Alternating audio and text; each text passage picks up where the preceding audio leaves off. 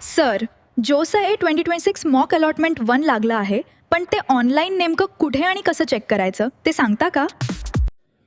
जोसा काउन्सिलिंग 2026मध्ये ज्या विद्यार्थ्यांना IIT, NIT, IIIT, JFT ला ॲडमिशन घ्यायचं आहे त्या विद्यार्थ्यांची जी फर्स्ट मॉक अलॉटमेंट होती ती आता डिस्प्ले झाली आहे आणि त्यामध्ये जवळपास 1,68,715 विद्यार्थ्यांनी चॉईस फिलिंग केलं होतं आणि जवळपास चॉईस जे आहे ते 2,96,936 इतके चॉईस विद्यार्थ्यांनी फिल केले होते.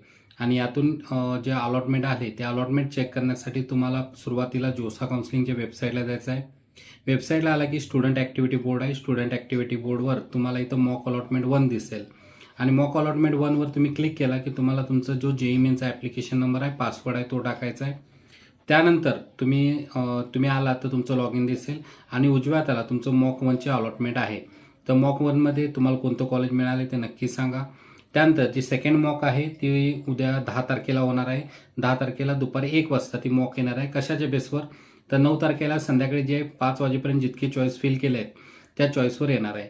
मॉक अलॉटमेंट ही परमनंट नसते, फक्त तुम्हाला एक ट्रायल अलॉटमेंट आहे आणि ह्या अलॉटमेंटमध्ये चेंज होत असतं. तसंच आपण आपल्या चॉईसमध्ये सुद्धा चेंज करू शकतो. ज्या विद्यार्थ्यांना काउन्सिलिंग जॉईन करायचं आहे त्यांनी काउन्सिलिंग सेंटरशी संपर्क करावा. धन्यवाद. थँक्यू.